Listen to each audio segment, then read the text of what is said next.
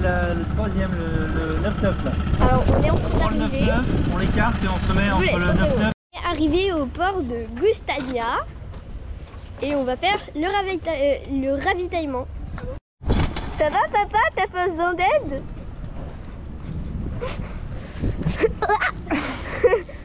On va quand même... C'est qui? Oui, bah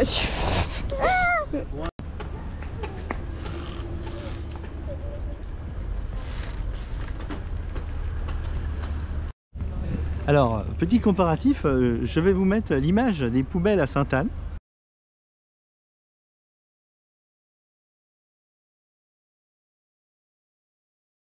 Là.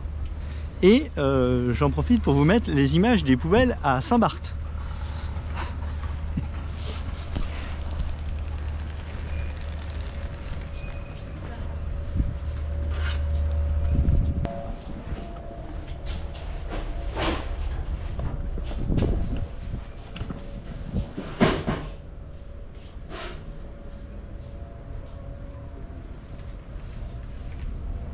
Donc si le maire de Sainte-Anne peut en prendre de la graine, hein, c'est pas très compliqué, vous voyez.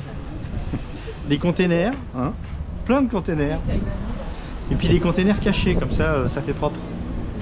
C'est pas obligé d'être aussi bien, mais je donne une idée, hein. Ça fait plus propre. Salut les amis, on est le 4 février. On est à Saint-Barth, petit réveil, petite nuit calme. Alors regardons. Regardez ce que je vois qui est arrivé là-bas. Vous le voyez lui là, le gros? Avec ses 4 mâts, je sais pas ce que c'est un bateau de croisière. Et ben avant qu'il déverse 1000 ou 2000 personnes,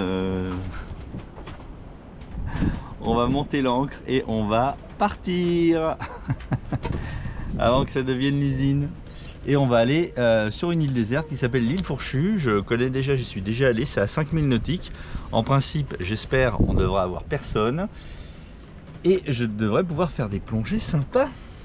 C'est un peu pour ça que j'ai pris des bouteilles pour l'île Fourchue. Peut-être je vais être déçu, hein, parce que quand comme ça, pendant plusieurs années, on se fait des idées sur un endroit, on repart en se disant je prends des bouteilles, parce que comme ça, quand je serai à l'île Fourchue, je pourrai plonger et tout. J'ai déjà fait tellement de belles plongées, je ne sais pas si ça va pouvoir rivaliser. Mais voilà, c'est une réserve. Vu que c'est à 5000 nautiques quand même, il y a très peu de bateaux qui y vont. Voilà. Allez, go! Ciao!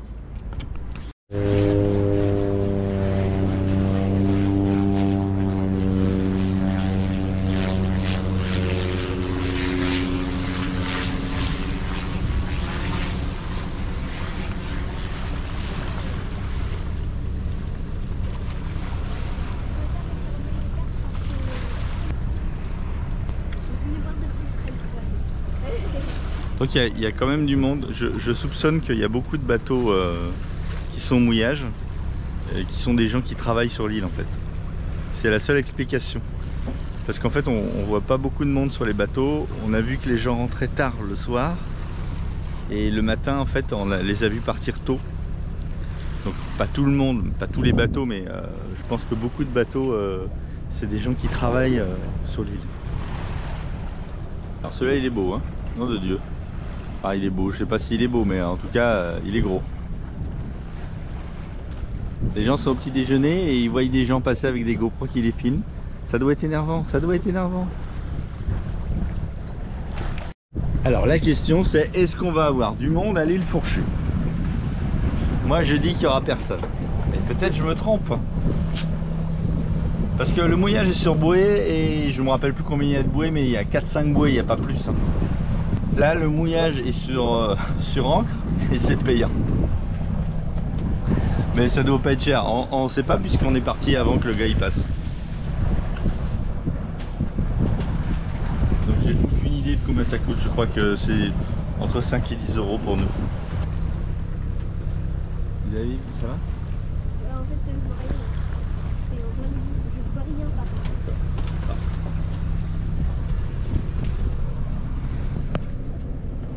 Regardez-moi cet engin. avec ses petits mâts. Et en fait, c'est des mâts. En fait, il y a que des. En fait, il a que des génois. Les autres, c'est pour faire joli en fait, je pense. Je pense qu'il n'y a que les génois en fait. Il a 1, 2, 3, 4, 5, 6 voiles type génois ou phoque, si vous voulez. Et à l'arrière, il a quand même une grande voile sur enrouleur à l'arrière avec une baume. Le reste, c'est des espèces de... C'est pas des baumes, c'est des barres de flèche. C'est des barres de flèche qui ont pour but de tenir les mâts parce qu'il n'y a pas de patara en fait.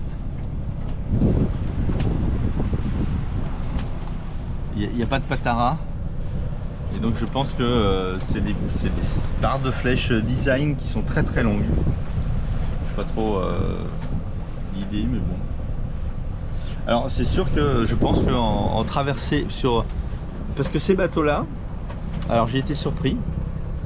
Alors je ne sais pas si ce bateau là le fait, mais il y a énormément de bateaux de croisière qui pendant la saison hors cyclone font leur business et grenouillent aux Caraïbes, et à la période cyclonique il y en a une partie qui traverse et qui va en Méditerranée ou du côté européen. Et je sais parce que il y a la dernière fois, il y a 7 ans, j'avais croisé des bateaux de croisière ici, à l'AIS, on voit leur nom en fait. Et quand je suis arrivé en Méditerranée et que j'avais passé Gibraltar, je les avais retrouvés les mêmes bateaux en train de passer Gibraltar. Et je m'étais dit, tiens, ils changent de côté. Et après je m'étais renseigné, effectivement, les compagnies, ils préfèrent, ils font ça, ils les passent d'un côté, selon la période cyclonique ou pas, ils passent d'un côté à l'autre. Oui, oui, c'est bien là, c'est bon, c'est impeccable.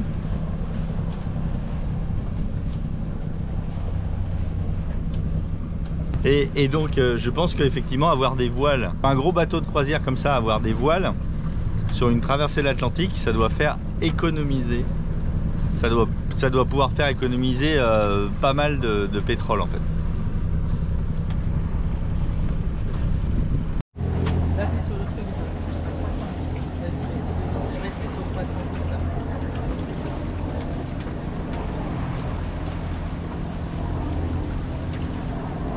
N'oublie pas de lever la tête de temps en temps pour regarder devant. C'est bien, reste comme ça. Et de temps en temps, on regarde le catamaran. Est-ce que tu vois le catamaran aussi là-bas? Oui. Un peu moins. Là-bas, regarde, 310 c'est là. C'est la première gros prix après le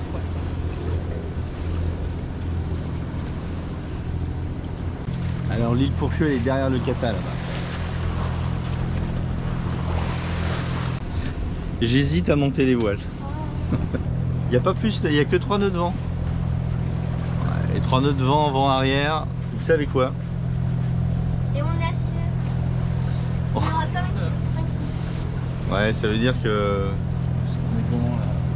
Ouais, vent de travers. Peut-être on pourra monter les voiles dans pas longtemps.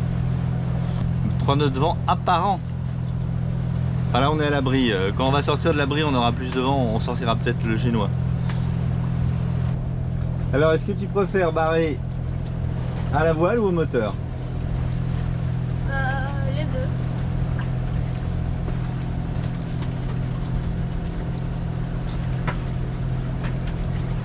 Ah, Cata est passé.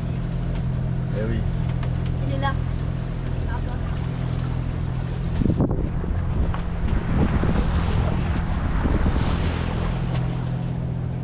Il est à l'île Fourchue lui. Il nous a libéré une place, j'en suis sûr. N'oublie pas de regarder devant. Hein. Fait devant, la carte, la boussole.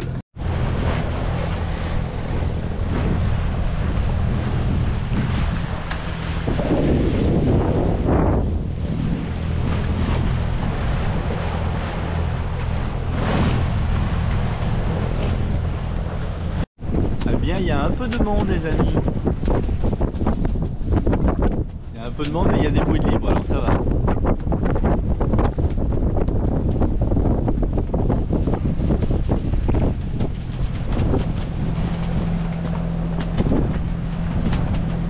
Donc j'ai pris très large parce qu'il y a quand même 2 cailloux là, dont un qui découvre. Oh, je suis content, je suis content. Je suis tellement content d'être revenu à l'île Fourchue. Je sais pas pourquoi, parce que c'est vrai que c'est un caillou pelé, hein. Mais alors je sais pas. Donc là j'ai été vérifier le corps mort. Donc on est accroché à une bouée sur un corps mort. Donc on a trouvé un document, mais j'ai pas la source officielle, qui dit que il y a une zone où on doit se mettre au corps mort, et il y a une zone derrière où on peut se mettre à l'ancre si toutes les bouées sont occupées. Il y a un petit rectangle, un petit triangle derrière, mais j'ai pas trouvé la trace officielle de cette info. Donc toutes les infos, on va dire officielles. Sur Navili, il y a un schéma comme ça avec un endroit où on peut s'ancrer, mais j'ai pas trouvé sur les cartes, il n'y a pas marqué qu'il y a le droit de s'ancrer, donc je sais pas. En tout cas, la question se pose pas, puisque on est arrivé. Moi je pense qu'on a vu un kata sortir, le kata il était juste là où on est. J'ai exactement, dans toutes les bouées qu'il y a dans le mouillage, c'est cette bouée là que je voulais. J'ai un pot de malade. Alors par contre, je vous filmerai ça. En fait, je suis accroché. Il y a une boucle sur la bouée, il y a une boucle, donc mon amarre de secours est accroché dans la boucle, mais la boucle est accrochée sur un. Enfin, cette boucle, la bouée est accrochée sur un câbleau en fait, qui est accroché avec un nœud dans un deuxième câbleau qui lui est serti avec des serre-câbles. Donc en fait, les nœuds du câbleau de l'ancre, les nœuds du câbleau de la bouée, j'ai pas du tout confiance, donc je suis allé me mettre dans le deuxième câbleau, le câbleau qui est accroché directement sur le coffre qui est au fond, le corps mort quoi, qui lui est serti avec des serre-câbles. Bon, après, ça fait sûrement des lustres que c'est comme ça, et personne personne s'est décroché. En tout cas, s'il y en a qui sont décrochés, ça s'est pas vu. Il n'y a pas, voilà, si là derrière, si derrière moi il y avait plein de bateaux écrasés sur la roche, on pourrait se poser des questions. Mais bon, comme ça je vais dormir bien. Je sais que je suis accroché directement sur le câbleau principal et pas sur une deuxième nouille là qu'ils ont rajouté, qui est toute neuve, hein, mais ils ont pas serti, ils l'ont pas serti avec des serre-câbles, ils l'ont accroché et ils ont fait un nœud que moi je pourrais faire, et encore un nœud que mes enfants pourraient faire, je pense. Bon, on dirait un nœud de pêche, j'exagère, hein, c'est pas un nœud. Voilà. Donc, alors, quoi d'autre? Je pense qu'on est sur un fond de 5 mètres, donc dans une vidéo prochaine, je vais sûrement en profiter pour changer l'anode de mon hélice, et j'en profiterai pour démonter l'hélice, remonter l'hélice là, graisser mon hélice, comme ça je pourrais vous faire une vidéo sur mon hélice, et puis remettre l'hélice avec une anode neuve. Voilà. Et puis c'est tout. Et ben on va aller se baigner. Allez, un petit déjeuner avant peut-être. Tu fais une crêpe? Oh, moi tu me gardes la poêle, je ferai un œuf sur le plat pour moi après. Oui, je vais t'aider pour retourner à la crêpe. J'arrive. Ciao.